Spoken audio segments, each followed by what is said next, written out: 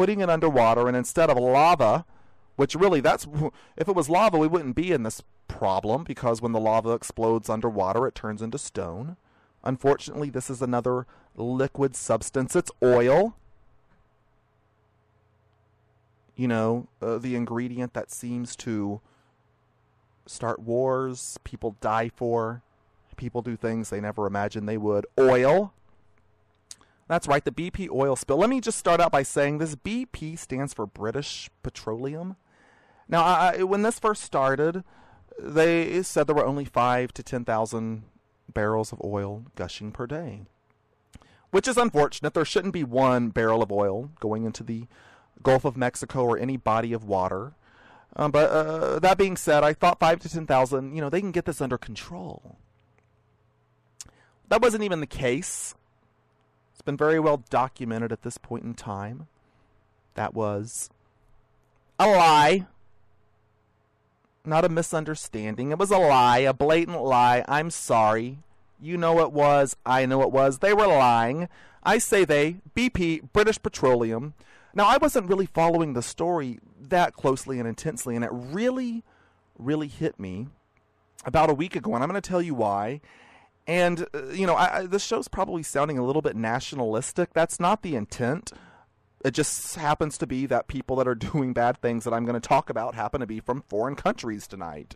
Now, there's a lot of shows, and it's all Americans. If you're bad, you're bad. If you're good, you're good. I don't give a damn what your birth certificate says.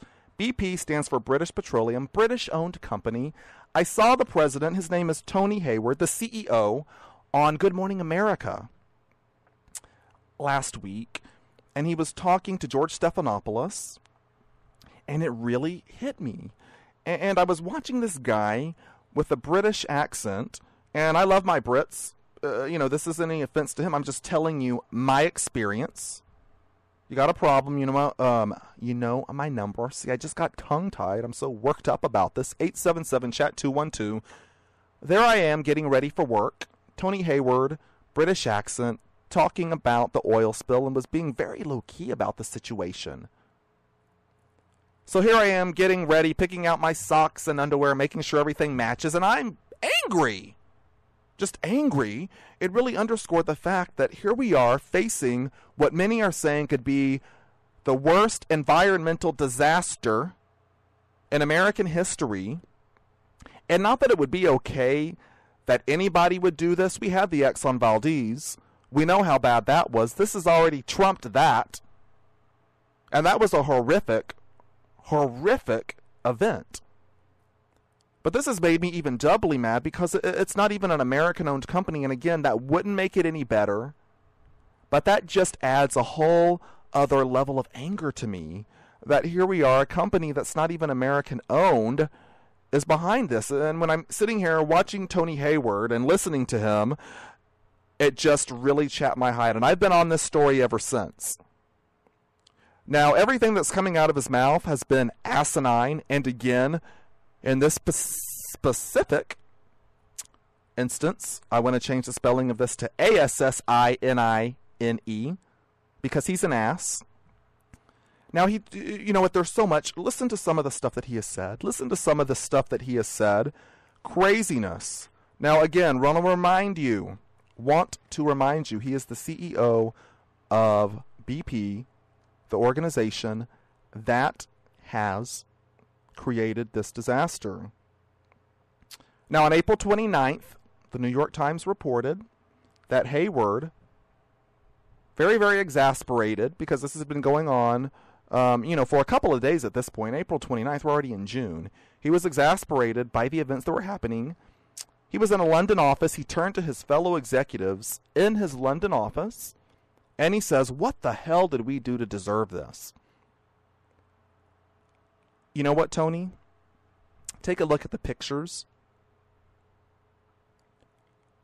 And do you know that BP has had 760 safety violations over the last 3 years? That's more than a safety violation every other day. What the hell did you do to deserve this, Tony? I don't know. Maybe all those safety violations just added up.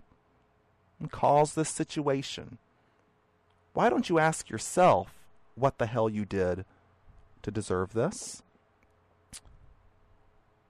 A few days after May 14th, he told Sky News, and I quote, "The environmental impact of this disaster is likely to be very, very modest."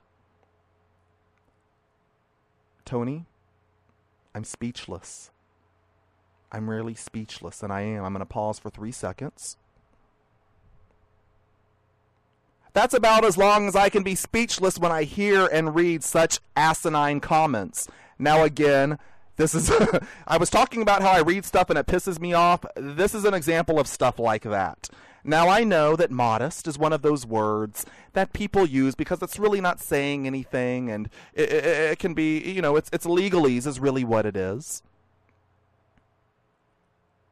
Let me tell you something. If this is modest, I want to know what catastrophic would be, Tony. I want to know what that would look like. And you know what? I know we got to go to a break. My voice just cracked. See, I'm getting so angry. You know, I'm in my 30s. My voice shouldn't be cracking. Puberty passed me by a long, long time ago. You know, I got one more quote. You know what? And I'm not going to read this to you. He actually made an apology. Let's listen to how Tony apologized for this whole disaster. We're sorry. Actually, we're sorry for the massive disruption it's caused to their lives. And, you know, there's no one who wants this thing over more than I do. You know, I'd like my life back. Tony, you know what? This is when I get the gun out. This is what I want. I mean, I want the gun. When I hear stuff like that, I know this is bad. I want to break glass. I want to just, get the pigs out. I hit the wrong button, but let's get the pigs out too. Tony, did I just hear you say you want your life back? Let me tell you something. You're not getting it back. Why don't you give the life back to all of those sea animals that are now dead? The dolphins, the pelicans, the eels, the shrimp, the stingrays, the fish. Why don't you give the life back to the citizens of Louisiana who are already starting to lose their businesses, who don't know how they're going to pay their bills? You're a multimillionaire who had 760 safety violations of your company while you oversaw this. You've harmed America's wildlife, nature, economy in the middle of one of the most economically unstable times in the history of our nation, of our empire, and you have the audacity, you have the nerve to say that you want your life back? Not gonna happen over my dead body. You know what? I gotta cool off. When we come back, we're gonna sit down with Todd Michael Krim. I just gotta have a little fun here. Stay tuned. Listen, you're gonna like it. Unfiltered.